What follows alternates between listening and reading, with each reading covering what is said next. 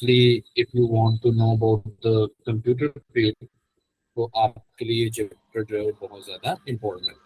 As you can see, the name of the chapter is hardware. But what is mean by hardware? Yes, what? We call it all physical parts of computer. Okay, or the part which are touchable, such type of parts are known as a hardware. तो बेटा computer का हर एक वो part जिसको हम touch कर सकते हैं, ये जो फिजिकल है, लाइक आपने सुना होगा कि हम कंप्यूटर का जो स्क्रीन है उसको टच कर सकते हैं, तो वो उसका क्या है बेटे, हमारे पास हार्डवेयर पार्ट है. आपने सुना होगा कि हमारे पास कंप्यूटर का माउस होता है, बेटे mouse is also a hardware part. And such we have a multiple other parts, उन सबसे रिलेटेड हम इस चैप्टर में डिस्कस करेंगे. We will start with the computer architecture. और आज हमारा जो सबसे मेन टॉपिक है, और बेटे इस पूरे चैप्टर का जो सबसे मेन टॉपिक है, that is a computer architecture. हम आज से स्टार्ट करते हैं. The first thing, what is mean by architecture? जी बेटे, आर्किटेक्चर मीन, यस बेटे, जो buildings can you hear me बेटे? रहते हैं. जी बेटे, बिल्डिंग वगैरह की बजाय हम इसको कहते होते हैं कि उसका स्ट्रक्चर. ओके, यहाँ पे बेटे हम कह सकते हैं कि उसकी डायग्राम, यहाँ पे बेटे हम लोग उसका कह सकते हैं map. Okay, these are the some of the synonyms जो कि यूज होती हैं इंस्टेड ऑफ आर्किटेक्चर. अब बेटे होता क्या है, अगर हम कंप्यूटर की यहाँ बात करेंगे तो बेटा basically we are going to discuss about the structure of the computer. तो उसमें बेटे कहते हैं हमारे पास जो कुछ इंपॉर्टेंट चीजें आती हैं, अगर मैं उसकी आपको डायग्राम बना दूं तो that would be easier for you. तो बेटे जब भी हम कंप्यूटर का स्ट्रक्चर बनाते हैं तो यहाँ हम लोग बात करते हैं उसके मदरबोर्ड. इसकी बेटे मदरबोर्ड. अब मदरबोर्ड क्या होता है? ये एक चिप होती है, एक सर्किट होता है, सर्किट ब्रेकर होता है, जिसके ऊपर सारा का सारा कंप्यूटर का जो स्ट्रक्चर है वो इंस्टॉल्ड होता है. जैसे बेटे अगर आपने रिमोट कंट्रोल कभी टूटा हुआ देखा हो रिमोट को बेटे, तो उसके अंदर से ब्लू कलर का या ग्रीन कलर का एक सर्किट सा ओपन होता है. उस सर्किट को बेटे हम क्या कहते होते हैं? मदरबोर्ड कहते होते हैं. जी बेटे, कभी कोई इलेक्ट्रॉनिक्स चीज आपने टूटी हुई देखी है? अगर कोई मतलब चार्जर है उसको भी अगर हम तोड़ें तो उसके अंदर से एक ना ग्रीन कलर का या ब्लू कलर का जो है ना वो सर्किट ओपन होता है, जिसके ऊपर छोटे छोटे इलेक्ट्रिक सर्किट्स भी बने हुए होती हैं, वायर्स उसके ऊपर बनी हुई होती हैं. उसको हम क्या कहते होते हैं? मदरबोर्ड कहते होते हैं, है ना. अगर हम यहाँ सर्च भी करते हैं मदरबोर्ड ऑफ कंप्यूटर,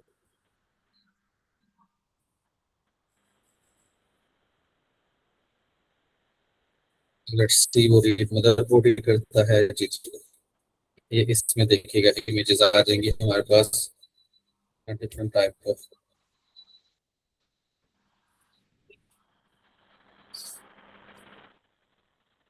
यस, ये देखिएगा बेटे, ये it's a image of a motherboard. ये यू कैन सी एक इलेक्ट्रिक सर्किट है,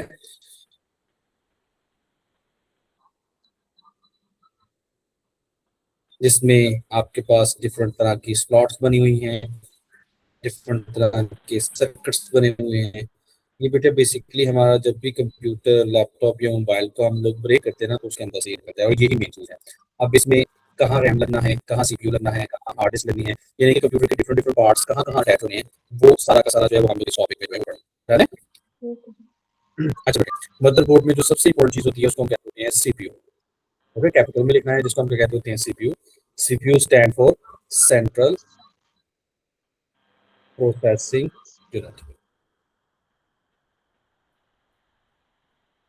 सीपीयू, हम लोग इसको ब्रेन ऑफ कंप्यूटर भी कहते होते हैं.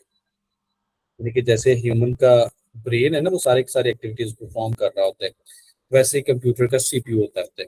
बेटे इसी को ही हम दूसरा नाम जो है वो प्रोसेसर भी कहते होते हैं, माइक्रो प्रोसेसर. कभी आपने सुना ये वर्ड? शायद ठीक है। प्रोसेसर इसको कहते होते हैं, या हम लोग इसको माइक्रो प्रोसेसर, बेटे उसको हम क्या कहते होते हैं, सीपीयू। जितना पावरफुल सीपीयू होगा उतना पावरफुल कंप्यूटर होगा। पावरफुल से बेटे क्या मुराद है, एट अ टाइम वो कितनी इंस्ट्रक्शंस को परफॉर्म कर सकता है। ठीक है, एट अ टाइम वो कितने मल्टीटास्किंग परफॉर्म कर सकता है। मींस कि एक सेकंड हमने दिया, दो कंप्यूटर हैं, एक कंप्यूटर ने 10 डिफरेंट इंस्ट्रक्शंस परफॉर्म कर दी, एक कंप्यूटर ने 2 परफॉर्म की, तो जिसने 10 परफॉर्म की है वो कंप्यूटर क्या होगा, पावरफुल होगा, है ना। Yeah. So beta you can see firstly he discussed about the central processing unit, जिसको हम लोग कहते होते हैं सीपीयू। इसी के बेटे दूसरा नाम जो है हम लोग डिस्कस करते होते हैं माइक्रो प्रोसेसर, और इसी को हम लोग कहते होते हैं प्रोसेसर कहते होते हैं, है ना। ये हर एक चीज में होता Yes. है, चाहे हमारे पास कोई टैबलेट हो, चाहे स्मार्टफोन हो, यानी कि बेटा कोई भी इलेक्ट्रॉनिक डिवाइस हो कि उसमें ये लाजमी होगा। चाहे हमारे पास रिमोट कंट्रोल ही क्यों ना हो, चाहे हम लोग अपनी एलसीडी को ही क्यों नहीं ब्रेक करते, उसकी भी बैक साइड पे बेटा ये हमारा जो नहीं, अब यहाँ वो बात कर रहे हैं सीपीयू की, तो सीपीयू जो है वो अवेलेबल होता है हर एक में। ठीक है, स्मार्टफोन्स में भी होता है, टैबलेट में भी अवेलेबल होता है, और सिंपल पीसी यानी कि पर्सनल कंप्यूटर में भी अवेलेबल होता है। डन है, क्योंकि सारे टास्क इसी ने परफॉर्म करना। डन। Okay. फिर कहते हैं Okay. CPU is very often install in a integrated circuit on a single microchip. बेटा इस सिंगल माइक्रोचिप को हम लोग क्या कहते होते हैं, मदरबोर्ड कहते हैं। डन है। Okay. क्या है बेटे, इंटीग्रेटेड सर्किट्स, यानी कि सर्किट्स हैं, अगर आप इसमें देखो तो इंटीग्रेटेड मीन अटैच्ड है एक दूसरे के साथ, वो सारे एक दूसरे के साथ मिलकर वर्किंग कर रहे हैं। ये आपके सामने यहाँ पे पोर्ट्स हैं, ये स्लॉट्स हैं, डिफरेंट डिफरेंट आपके पास माइक्रो प्रोसेसर की डिफरेंट डिफरेंट चीजों को अटैच करने के, ये सारे के सारे जो है वो इंटीग्रेटेड सर्किट है। Done?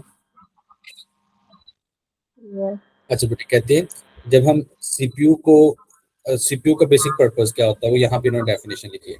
The CPU has a responsibility for the execution और the processing of all the instruction and data in the computer application, यानी कि कंप्यूटर में जो भी इंस्ट्रक्शन परफॉर्म होगी, जो भी टास्क परफॉर्म होगा, वो कौन परफॉर्म करेगा बेटा, हमारे पास वो सीपीयू परफॉर्म कर रहा है ना, जिसको हम लोग माइक्रो प्रोसेसर भी कहते होते हैं। यानी कि ये बेसिकली इसको हम दूसरी वर्डिंग में ब्रेन ऑफ कंप्यूटर भी कहते हैं, क्योंकि सब इंस्ट्रक्शंस जो हैं, जैसे बेटा ह्यूमन है ना, उसने जो भी काम करना होता है अपने दिमाग की मदद से करना होता है। ठीक है, बाकी भी फिजिकल हैं, लेकिन बेसिकली माइंड ही वो सारा उसको हेल्प आउट कर रहा होता है, असिस्ट कर रहा होता है, पावर दे रहा होता है, सोचने की कैपेबिलिटी दे रहा होता है। सेम कंप्यूटर के लिए जो चीज यूज होती है उसको बेटे हम लोग कहते होते हैं सीपीयू कहते हैं। डन।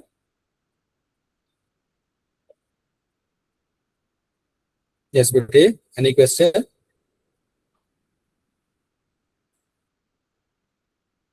बेटे कैन यू हियर मी? जी जी, can you hear me? Okay.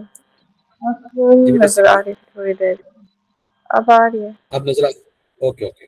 अच्छा बेटे, अब अगला हम चलते हैं। बेटा कहते हैं सीपीयू के ना हमारे पास जो पार्ट होते हैं वो 3 होते हैं।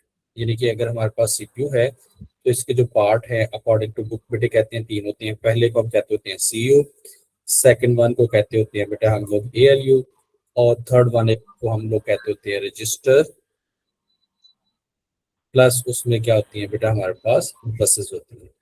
बेटे बसेस का सारे हमने स्पेलिंग जो है वो कैपिटल लिखनी है, सीयू के सारे स्पेलिंग कैपिटल लिखनी है, एएलयू के सारे स्पेलिंग कैपिटल लिखने हैं, और रजिस्टर आप स्मॉल लिख सकते हैं। इसमें सबसे पहले है कि ये सीयू क्या होता है।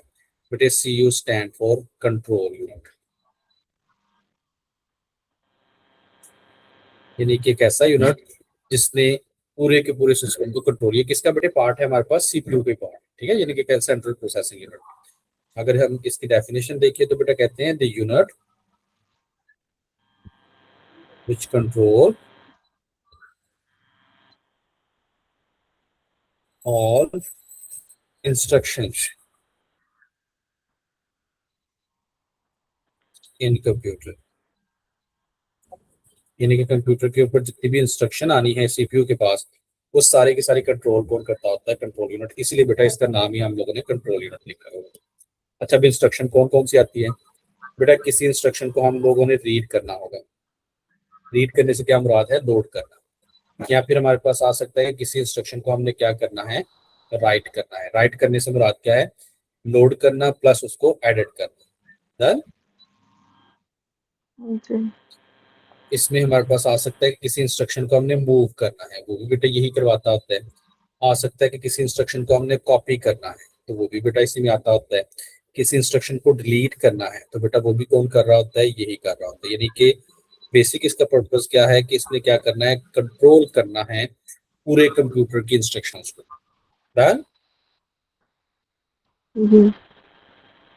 दूसरा बेटे हमारे पास है ALU, और ALU स्टैंड फॉर, अब इसका नेम भी याद रखना है, अरिथमेटिक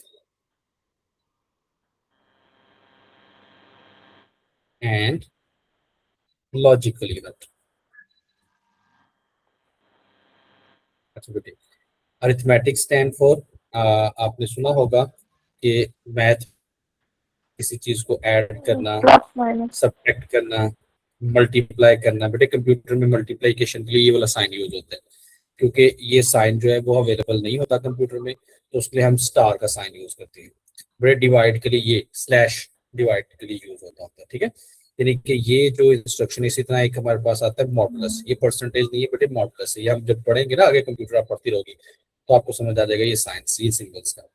यानी कि this is for the multiplication, this is for the division, और ये बेटे हमारे पास जो है मॉडुलस के लिए यूज होता है। मॉडुलस स्टैंड फॉर रिमाइंडर, जो हम कल भी पढ़ रहे थे कि कोई सी दो चीजों को हम लोग जब डिवाइड करते हैं तो रिमाइंडर जो बच जाता है उसी को हम लोग कहते होते हैं मॉडुलस। एनी हाउ ये अभी पार्ट नहीं है। तो बेटा अरिथमेटिक इंस्ट्रक्शन जो होती हैं, या अरिथमेटिक जो यूनिट्स होते हैं, इंस्ट्रक्शंस होती हैं, वो यही वाला यूनिट परफॉर्म कर रहा होता है। और इसी को बेटे हम लोग AUD कहते होते हैं, यानी कि अरिथमेटिक यूनिट भी कहते होते हैं। डन। फिर बेटे हमारे पास आती है लॉजिकल। अब लॉजिकल, आपने अगर फिजिक्स पढ़ी है तो उसमें हमारे पास ना गेट होते थे, और गेट, एंड गेट। ये बेटे नाम सुना हुआ है आपने, नॉट गेट? नहीं। नहीं सुना हुआ? तो हम पढ़ेंगे भी, हमारा जो चैप्टर नंबर है 10, वो सारा का सारा इससे रिलेटेड है कि ये होते क्या है। बेटा ये भी हमारे पास इंस्ट्रक्शंस की कंडीशंस अप्लाई करने के लिए या लॉजिक्स अप्लाई करने के लिए ये इस्तेमाल होते हैं। और इस यूनिट को हम लोग LUD समटाइम कहते होते हैं, यानी कि लॉजिकल यूनिट। डन। यस। यानी कि अभी तक हमने बेटे क्या पढ़ा है, हमने पढ़ा है कंप्यूटर का CPU का फर्स्ट, जिसको कहते होते हैं CU stand for control unit, जो कि कंट्रोल करता होता है।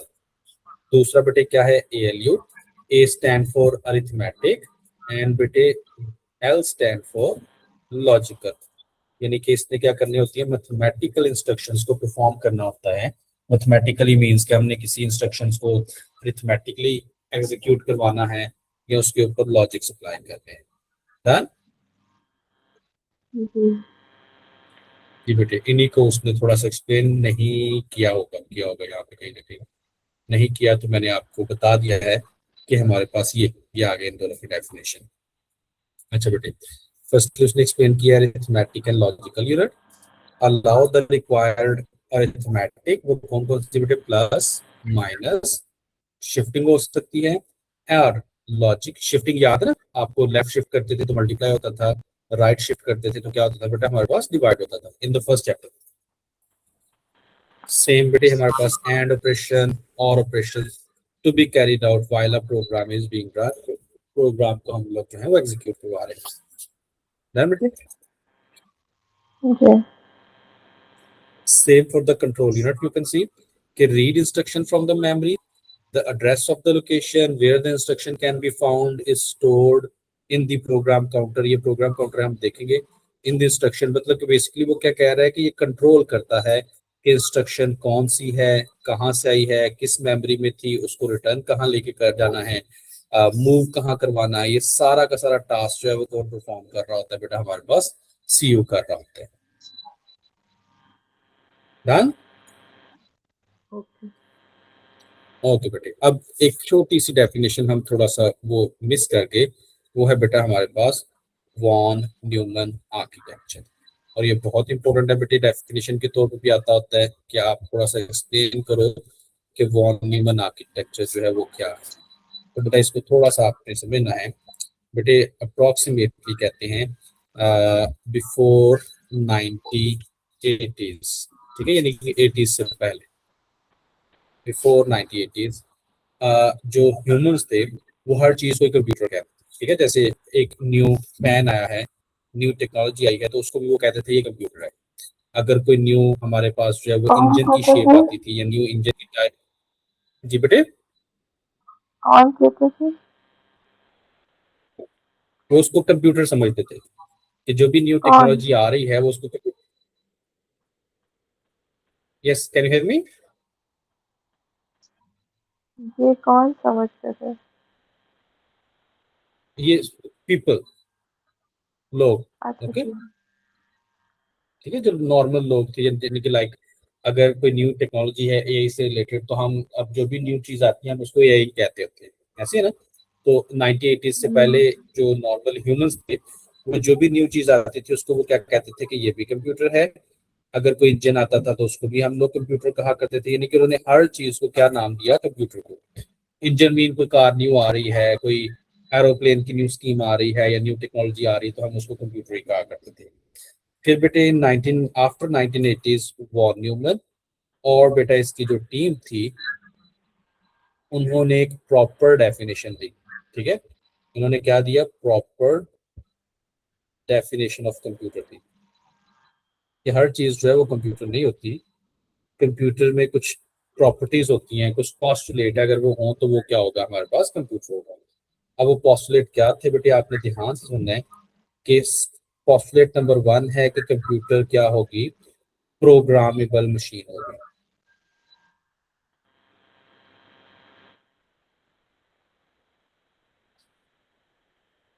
अच्छा बेटे, प्रोग्रामेबल मशीन मीन कि उसको हम इंस्ट्रक्शन देंगे और वो टास्क परफॉर्म करेंगे। ठीक है, यानी कि हम उस पर कोड कर पाएंगे, हम उसको इंस्ट्रक्शन देंगे वो उसके अकॉर्डिंगली कोई ना कोई टास्क परफॉर्म कर पाएगा। तो ऐसी मशीन को हम क्या कहते होते हैं, प्रोग्रामेबल कहते हैं।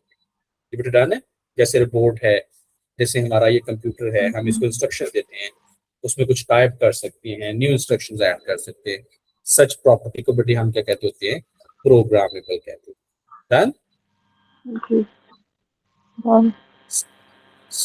सेकंड इसका पॉस्टुलेट क्या है कि कंप्यूटर इन इंस्ट्रक्शंस को प्रोसेस कर पाएगा। अच्छा बेटे, प्रोसेसिंग का मतलब क्या है कि हम उसको कोई टास्क दें। पहला क्या था कि हम उसको टास्क दे सकते हैं, उस टास्क को वो सॉल्व कर पाएगा, उसकी आउटपुट दे पाएगा। Got it, is known as का कहलाता है हमारे पास, प्रोसेसिंग कहलाता होता है। डन। यानी कि हमने एक इनपुट दी कंप्यूटर को, कंप्यूटर उसको क्या करेगा बेटे, प्रोसेस करेगा, और प्रोसेस करने के बाद हमें अगर आउटपुट भी दे रहा होगा output. so we will consider it as a computer. Then third postulate बेटा इसका ये था कि वो इन इंस्ट्रक्शंस को स्टोर भी करेगा, यानी कि कंप्यूटर क्या कर सकता होगा, स्टोर इंस्ट्रक्शन। अब बेटे स्टोर इंस्ट्रक्शन से क्या मुराद है कि वो सेव कर पाएगा। सेव करने से क्या मुराद है कि उसके अंदर मेमोरी होगी, अगर नेक्स्ट टाइम भी हमें रिक्वायर्ड होगा तो वो ला पाएगा। अब देखो फैन में ये प्रॉपर्टी अवेलेबल नहीं होती होती, ऐसी इंजन में ये प्रॉपर्टी अवेलेबल नहीं होती होती। मे बी पहली दो प्रॉपर्टीज अवेलेबल हो, लेकिन ये जो स्टोर करने वाली हैं ये प्रॉपर्टी अवेलेबल नहीं होगी। और फोर्थ बेटा वही है कि वो क्या कर सकता होगा, वो हमें एंड रिजल्ट्स देता होगा। ठीक है, एंड रिजल्ट्स मीन बेटे वो हमें आउटपुट दे, कुछ ना कुछ हमें जो है इज नाउन एज बेटे क्या कहलाता होता है। ये हमारे पास डेफिनेशन थी जो किसने दी थी, वॉन न्यूमन ने और उसकी टीम ने, कि हर वो डिवाइस जिसमें ये कैपेबिलिटीज होंगी that will be consider as a von Neumann architecture. Done. जी। और बेटे इसी का ही दूसरा नाम हम लोग लेते होते हैं स्टोर्ड प्रोग्राम कंप्यूटर। ये बेटे वॉन न्यूमन आर्किटेक्चर का ही दूसरा नाम है। कुछ जगहों पे लिखा जाता है कि स्टोर्ड प्रोग्राम कंप्यूटर किसको कहते हैं, तो कंप्यूटर वो जो वॉन न्यूमन की डेफिनेशन के अकॉर्डिंग हो उसको हम लेते हैं।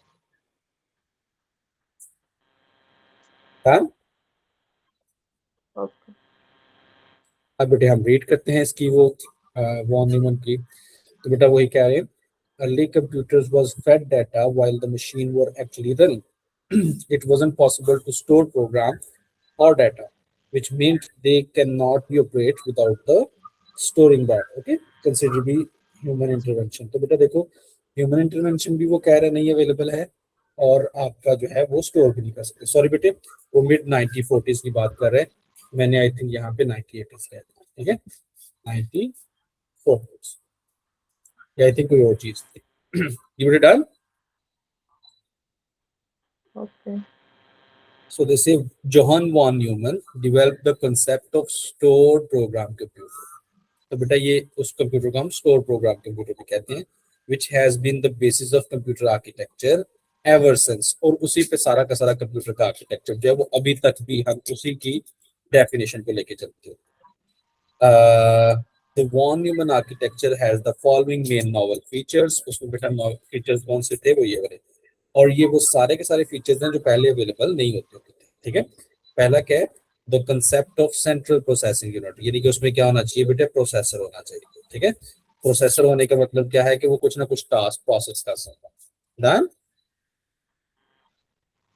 The done. CPU was able to access the memory directly। ये बेटा एक न्यू है जो मैंने वहां पे नहीं लिखा, कि जो हमारे पास CPU है वो जो भी इंस्ट्रक्शन है उस तक डायरेक्टली जो है वो एक्सेस कर सकता है। Done? फिर थर्ड है कंप्यूटर मेमोराइज, यानी कि उसको क्या कर सकता हो, स्टोर कर सकता हो, प्रोग्राम्स को भी और उसको बेटे डाटा को भी, और वो जो भी इंस्ट्रक्शन दे उसको क्या करना है, एंड रिजल्ट देना है। तो उसका देखो उसमें लिखा हुआ है, store programme was made up of instructions which could be executed in a sequential order. जिसका हम क्या कर सकते हो बेटा, कुछ ना कुछ एंड रिजल्ट्स दे सकते हो, जिसके हम कुछ ना कुछ जो है वो आउटपुट ले सकते हैं। डन। जी। अच्छा बेटे, जो नॉर्मल हमारे पास वॉन न्यूमन आर्किटेक्चर की डायग्राम है वो कुछ यूं है और मल्टीपल पाई जाती है। जो सबसे सिंपल है वो ये है कि बेटे हमारे पास कंप्यूटर से जब इंटरेक्ट करते हैं तो सबसे पहले होनी चाहिए हमारे पास क्या, कोई भी इनपुट डिवाइस। उस इनपुट डिवाइस के बाद हम अपनी इंस्ट्रक्शन जो है वो ट्रेवल करेंगे टूवर्ड्स द सीपीयू, ठीक है। यानी कि नेक्स्ट जो हमारे पास इंपॉर्टेंट चीज होनी चाहिए वो बेटा क्या है हमारे पास, कि सीपीयू होना चाहिए। सीपीयू के अंदर उसी के पार्ट होते हैं, कंट्रोल यूनिट भी, एएलयू यूनिट भी। फिर बेटा कहते हैं कि वो उसको भेजेगा कहाँ पे, मेमोरी के पास, ताकि मेमोरी में वो डेटा जो है वो स्टोर हो जाए। स्टोर होने के बाद अगेन डेटा जो है वो कहाँ आएगा, सीपीयू के पास आएगा, and after that we will get the result from the output devices। इतने डन है। ये एक सिंपल डायग्राम है किसकी बेटे, हमारे पास वॉन न्यूमन आर्किटेक्चर, ठीक है। डन। यानी कि जितनी भी जी। डायग्राम्स होंगी उनमें ऑलमोस्ट यही चीजें होंगी। तो बेटा यहाँ पे वो बात कर रहे हैं, there are many diagrams of the von Neumann CPU architecture in the other text books on the internet as well. उसकी एक सिंपल सी एग्जांपल जो है बेटा यहाँ पे दी हुई है, ठीक है। अब इसको थोड़ा सा बेटा समझिएगा, वही है, सिर्फ उन्होंने यहाँ पे एक्सप्लेन किया हुआ है बेटा किसको, सीपीयू। सीपीयू का देखिए ये हो गया हमारे पास कंट्रोल यूनिट, ये हो गया कौन सा, अरिथमेटिक एंड लॉजिकल यूनिट हो गया, ठीक है। अब ये बाकी सारे की सारी चीजें हमने अभी पढ़नी है, जैसे सिस्टम क्लॉक्स क्या होती हैं, ये अभी हमने डेफिनेशन अभी पढ़ते हैं। फिर हमारे पास ये कुछ रजिस्टर है, जैसे मैंने यहाँ पे लिखा था ना कि हमारे पास जो थर्ड चीज होती है एएलयू और सीयू के बाद, वो बेटे क्या होती है हमारे पास, रजिस्टर और बसेस होती है, ठीक है। तो ये देखिए उसने कुछ रजिस्टर और कुछ बसेस लिखी हुई है। तो अगर आप डायग्राम ये वाली बना लेते हो एक सिंपल सी, वो भी कंसीडर होगी कि ये किसकी है, वॉन न्यूमन आर्किटेक्चर की है। और यहाँ उसने पूरा एक्सप्लेन किया है जस्ट किसको बेटे, आप लोगों के सीपीयू को। अगर आप ये डायग्राम बनाती हो तो ये भी एक्चुअली, क्योंकि स्टूडेंट्स ने ये पढ़ा होते हैं ये सारी की सारी डेफिनेशन, तो स्टूडेंट्स इसको क्योंकि उनको मेमोराइज होती है। फिर आगे हम एक टास्क भी पढ़ेंगे, एक एक्टिविटी भी करेंगे, उसमें ये सारे की सारी रोल प्ले करते होते हैं। तो बेटा कहते हैं कि इसलिए स्टूडेंट को ये ज्यादा इजीली याद रहती होती है। Done? जी। अगर आप ये डायग्राम बनाओगी तो ये भी आपकी कंसीडर हो जाएगी। So firstly we will start with the CPU. जैसे हमने पढ़ा कि ये क्या कहलाता है बेटा, हमारे पास सेंट्रल प्रोसेसिंग यूनिट होता है, इसका अरिथमेटिक एंड लॉजिकल यूनिट है, कंट्रोल यूनिट है। कंट्रोल यूनिट में बेटे एक चीज आ रही है जिसको हम कहते होते हैं सिस्टम क्लॉक। जी बेटे, आपके जहन में क्या आता है सिस्टम क्लॉक का जब आप सोचती हो?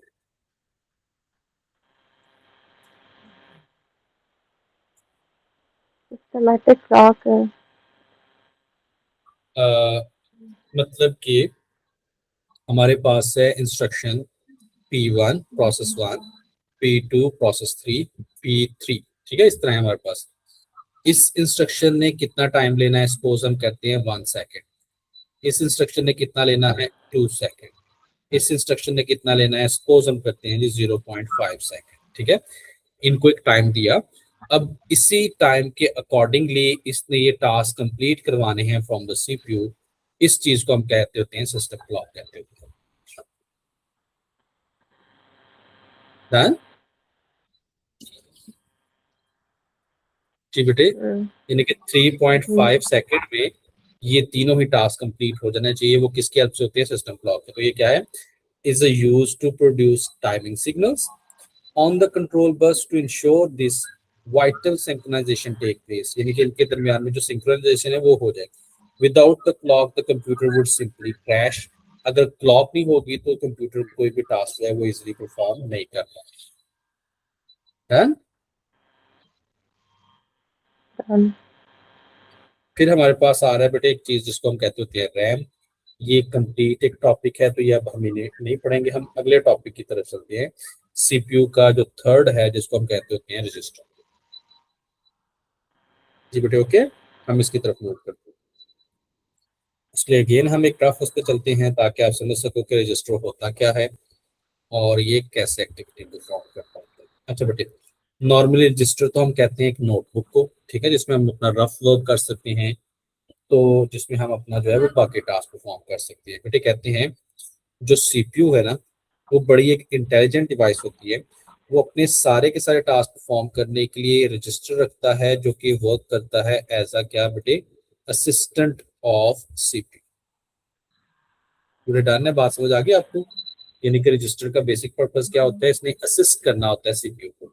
असिस्ट कैसे करना होता है, कंप्यूटर के सारे इंस्ट्रक्शन जो है वो ये परफॉर्म कर रहा होता है।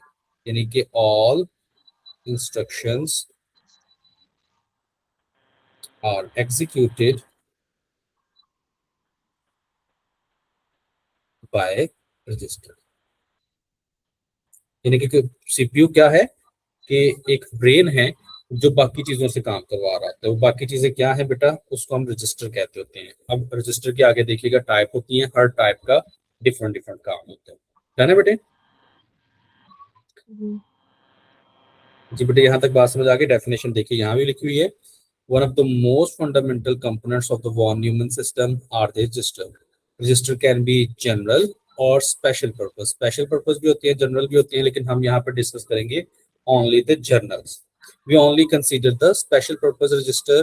A full list of register used in these textbooks are summarized in a table 3.1. ये है बेटा हमारे पास टोटल आई थिंक ये है 5। अब इन 5 की एक एक प्रॉपर्टी है, एक एक काम है। तो बेटे इन 5 के पहले नाम देखिएगा। पहला है उसका नाम है पीसी, दूसरा है बेटा उसका नाम है CIR। बल्कि मैं इनकी अरेंजमेंट थोड़ी सी चेंज करता हूँ, चलो ऐसे ना, CIR है। फिर बेटे हमारे पास रजिस्टर है ACC। फिर बेटे हमारे पास रजिस्टर है MAR। फिर बेटे हमारे पास है MDR है या MBR है, MDR सर, हमारे पास है MDR। ये बेटे 5 रजिस्टर है। इजी है, सिर्फ आपने मेरी ये कुछ अगले जो 10 मिनट है ना, आपने मेरी बातें सुनी। बेटे पहला है PC, स्टैंड फॉर है प्रोग्राम काउंटर।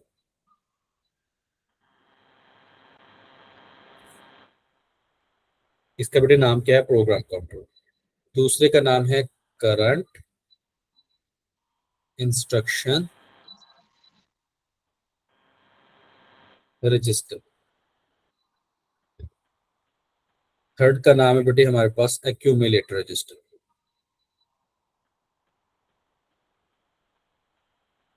ये इसको समटाइम हम एक्यूमुलेटर भी कहते हैं। फोर्थ है बेटे MAR, stand for memory address register. और लास्ट वन है बेटा, उसको हम कहते होते हैं मेमोरी डेटा रजिस्टर। जी बेटे डन है, नाम आपको आ गए ये 5 के 5। जी बेटे, Okay. Any question. अच्छा बेटे, इनके अब बाद ये आपको, क्वेश्चंस क्या आते हैं? हाँ जी जी, क्वेश्चंस क्या आते हैं? क्वेश्चन यही आता है कि एक्सप्लेन करें एज अ ब्रीफ, या फिर बेटे आगे टास्क आएगा वो परफॉर्म करना होगा, लेकिन वो टास्क से पहले आपको इनके नाम और इनके पर्पस जो है वो आने चाहिए कि ये किस किस पर्पस के लिए यूज होते हैं। तो बेटे आपको अगर पर्पस याद रखोगे तो इनके नाम जो है वो आसानी से याद हो जाएंगे। बेटे ध्यान से सुनिएगा, ये फर्ज करो हमारे पास है सीपीयू। सीपीयू के पास एक इंस्ट्रक्शन है जो उसने परफॉर्म करनी है, लेकिन इंस्ट्रक्शन जो है वो वन बाय वन उसके पास आ रही होती है। जैसे अभी फर्ज करो वो P1 परफॉर्म कर रहा है, तो यहाँ P2 एक क्यू में होगी, उसके बाद P3 होगी, उसके बाद P4 होगा, और ऑटोमेटिकली उसके बाद क्या होगा, आपके पास P5 होगा। ये बेटे ऐसे ही ना, row wise one by one instruction जो है वो सीपीयू के पास जाएगी, वो टास्क परफॉर्म कर रहा होगा। जी बेटे यहाँ तक बात समझ आ गई?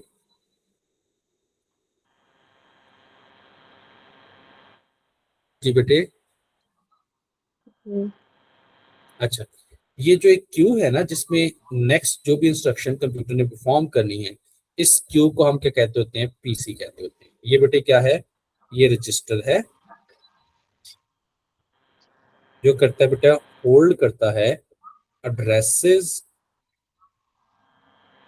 ऑफ इंस्ट्रक्शन जो क्या हो बेटे, नेक्स्ट एग्जीक्यूट हो कंप्यूटर के लिए, सीपीयू को। जी बेटे डेफिनेशन समझ आ गई इसकी? यानी कि अगर अभी फर्ज करें कि जैसे एज अ टीचर मैं करता हूँ कि अभी मेरा लेसन है कंप्यूटर का, मे बी नेक्स्ट लेसन जो है वो मेरा हो मैथ का, नेक्स्ट लेसन हो मेरा इस्लामियत का, ये स्टूडेंट की बात करते हैं, नेक्स्ट लेसन हो इंग्लिश का। तो बेटे ये जो नेक्स्ट है मैथ का, इस्लामियत का, इंग्लिश का, वो जिस क्यू में है उस क्यू को हम क्या कहते होते हैं, पीसी। यानी कि वो क्या है, प्रोग्राम काउंट कर रहा होता है। बेसिकली तो काउंटर का मतलब होता है हमको काउंट करना, लेकिन यहाँ है कि कैसा रजिस्टर जिसमें नेक्स्ट जो इंस्ट्रक्शन परफॉर्म होती है उसका एड्रेस अवेलेबल है।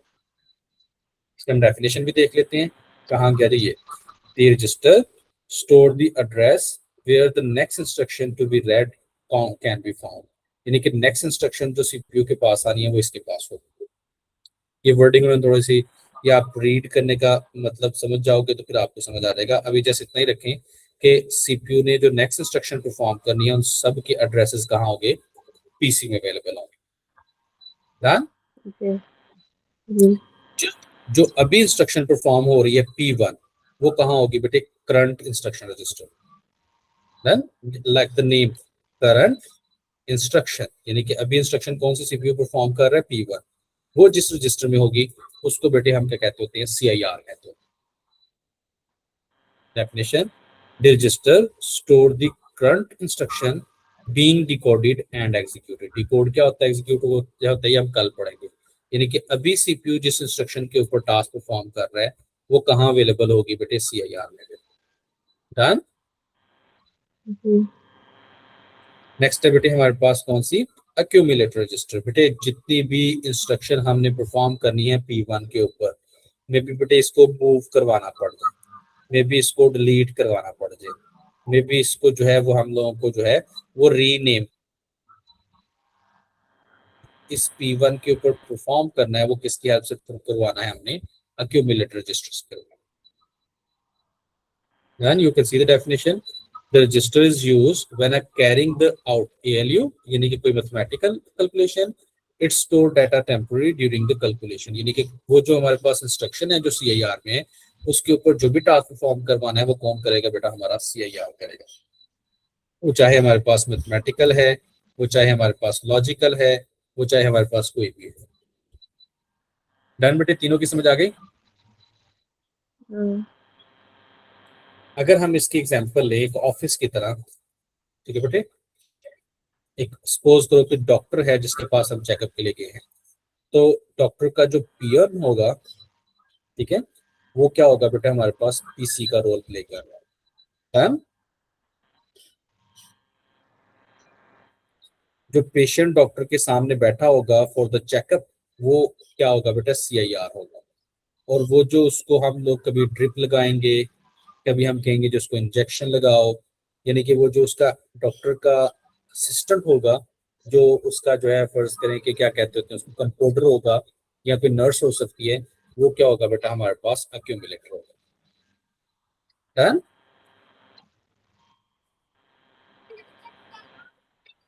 जी बेटे समझ आ गई?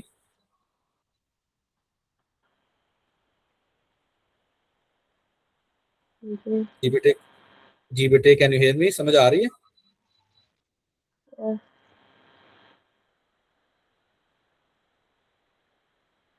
यस बेटे बताइएगा, ज्यादा तो नहीं हो गया? ठीक है, इतना। ये लास्ट बस 2 डेफिनेशन हो रहा है, ठीक है। Simple simple. अच्छा बेटे, ये फर्ज करें हमारे पास है सीपीयू, जो कि अभी कौन सी इंस्ट्रक्शन परफॉर्म कर रहा है, P1। और पीसी के पास क्या है बेटा, P2 है, P3 है, और क्या है, P4। ये बेटे P stand for process, process 1, process 2, process 3, process 4। अभी P1 परफॉर्म कर रहे हैं बेटे। जो नेक्स्ट इंस्ट्रक्शन आनी है वो कहाँ है, उसका एड्रेस जो है वो हमारे पास है पीसी के पास, ठीक है। अब हमारे पास 2 हैं, जिसको हम मेमोरी एड्रेस रजिस्टर कहते होते हैं, और हम क्या कहते होते हैं, मेमोरी डाटा रजिस्टर कहते होते हैं बेटे। हर इंस्ट्रक्शन जो सीपीयू की तरफ आ रही है और हर इंस्ट्रक्शन जो सीपीयू से अवे जा रही है, उसका जो एड्रेस होगा वो हमारे पास कहाँ स्टोर होगा, MAR के अंदर। जी बेटे समझ आई? एनी इंस्ट्रक्शन जी। Coming toward CPU and going away CPU. यहाँ पे बेटा आपकी बुक में लिखा होगा, जिसको ने रीड राइट के लिए जो टास्क परफॉर्म कर रहा होगा इंस्ट्रक्शन, उस इंस्ट्रक्शन का एड्रेस बेटे देखो, नाम ही उसका है मेमोरी एड्रेस रजिस्टर, जिसमें क्या स्टोर हो, उसका एड्रेस स्टोर हो। और वो रजिस्टर जिसमें वो जो सीपीयू की तरफ आ रही है इंस्ट्रक्शन, उसका डेटा, और जो अवे जा रही है उसका डेटा जहां स्टोर होगा, वो क्या कहलाएगा, मेमोरी डाटा रजिस्टर कहलाएगा। जी बेटे जी। बात समझ आई? यानी कि उस इंस्ट्रक्शन का रजिस्टर का एड्रेस स्टोर होगा कहाँ पे, मिसाल के तौर पे बेटे आपको स्टूडेंट, ठीक है, जो जी। लेसन आपने पढ़ लिया है वो फर्ज करो था इस्लामियत का, ठीक है। जो आपने नेक्स्ट पढ़ना है वो फर्ज करो है हमारे पास किसका, उर्दू का। ये जो इस्लामियत है और उर्दू है, ये कहाँ स्टोर होगा बेटा, हमारे पास MAR, यानी कि उसका जो एड्रेस है वो कहाँ स्टोर होगा, मेमोरी एड्रेस रजिस्टर में। अब इस्लामियत में सपोज कि आपने टॉपिक पढ़ना है एंजल्स का, ठीक है जी, ये एंगल्स लिखा है, एंजल्स जी। लिखा है। उर्दू में आपने टॉपिक पढ़ना है ऐसे राइटिंग, उसको हम क्या कहते होते हैं, मजमून नवीस, ठीक है जी। अब ये जो मजमून है यानी कि जो डेटा है वो कहाँ स्टोर होगा, हमारा MDR में। और बेटा जो एंजल्स हैं ये कहाँ स्टोर होगा, हमारा MDR, जाने। या फिर एक और एग्जांपल लेते हैं, हमारे पास है ये सीपीयू, उसने जो थोड़ी देर पहले इंस्ट्रक्शन परफॉर्म की है या करनी है, वो है उसने इमेज पे टास्क परफॉर्म करना है, ठीक है। और इमेज का नाम है बेटे ABC.jpg। और वो जो टास्क अभी परफॉर्म करके हटा है वो क्या है बेटा, हमारे पास वीडियो है, और वीडियो का नाम है 1234.5.mp4। ये बेटे ओके। है। अब क्या करके हटा है और क्या करने वाला है, यानी कि MAR में क्या अवेलेबल होगा कि कंप्यूटर ने, सीपीयू ने एक इमेज पे टास्क परफॉर्म करना है और वो ऑलरेडी वीडियो पे टास्क परफॉर्म कर चुका है। ये उसका बेटे क्या हो गया, सपोज हम कहते हैं एड्रेस है। और MDR में बेटे क्या होगा, उनका डेटा, इमेज कौन सी है जी, ABC.jpg, और वीडियो कौन सी है जी, 1234.5.mp4। ये बेटे डन है। जी, समझ आ गई।